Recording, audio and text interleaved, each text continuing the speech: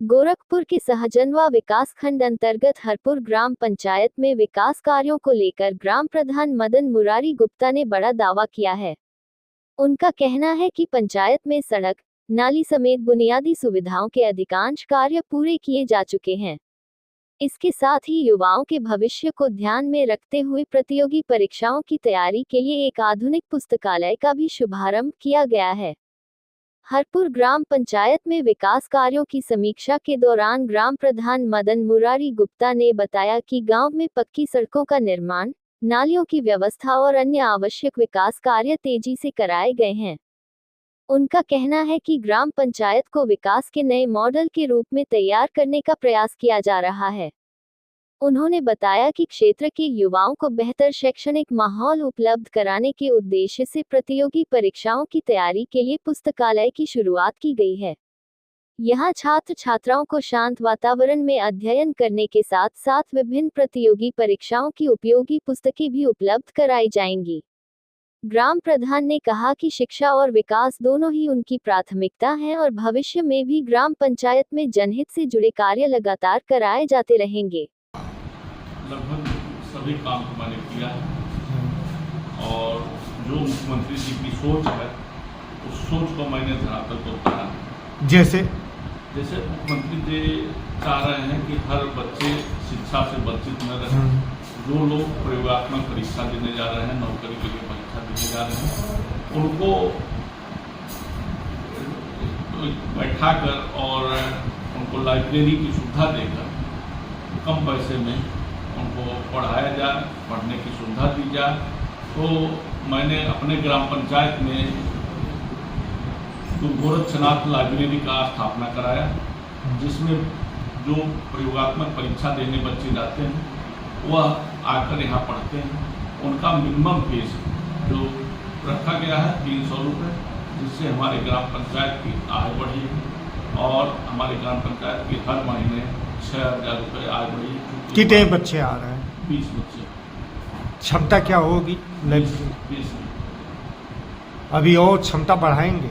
बच्चे बढ़ेंगे तो क्षमता बढ़ाएंगे। जो गरीब बच्चे हैं वो कैसे आएंगे 300 देने में असमर्थ हों? उनके लिए भी व्यवस्था की गई है। उनके लिए ग्राम पंचायत के लिए खुद हम अपने पर्सनल अपने पास पैसा, मतलब उनके लिए भी व्यवस्था है।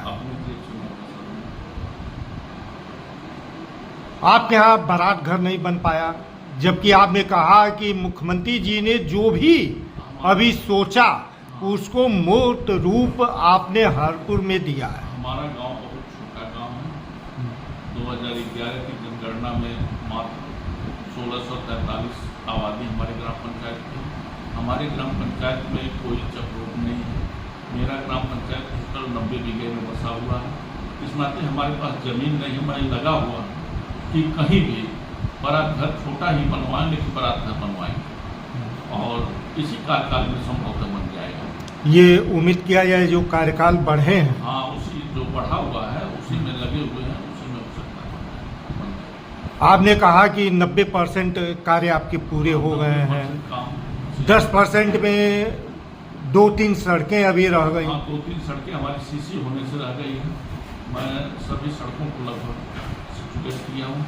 इसी इंटरलॉकिंग मैंने कराया है और जो बाकी बचे हैं उसके लिए भी अब हमारे माननीय प्रतिनिधियों से, जो जनप्रतिनिधि हमारे हैं, उन लोगों से प्रयासरत हैं कि वहाँ भी हम सीसी रोड या इंटरलॉकिंग कराएं। मुख्यमंत्री जी की सोच है कि जो परिषदीय विद्यालय हैं वहाँ के बच्चे भी मॉडर्न विद्यालयों के समानांतर चलें, लेकिन अभी तक आपने अपने विद्यालय में वह व्यवस्था नहीं कर पाए कि बच्चे जो है एक साथ बैठ के डेस्क बेंच पे भोजन करें। मैं आपको दिखाना चाहता हूँ, आप मौके पर जाकर देखिए, धरातल पर जाकर देखिए। मैं बच्चों को बैठ कर खाना खाने की व्यवस्था किया हूँ।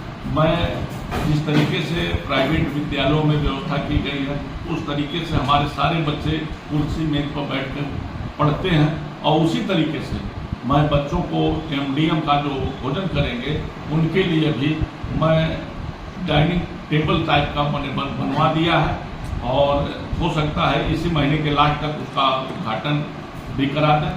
और बच्चों को शुद्ध पेयजल के लिए मैं पानी पीने के लिए शुद्ध पेयजल की व्यवस्था मैंने किया और मैं अपने विद्यालय में जल्द से जल्द इसी महीने के लास्ट तक सारी व्यवस्था कर दूंगा जो प्राइवेट विद्यालयों में नहीं।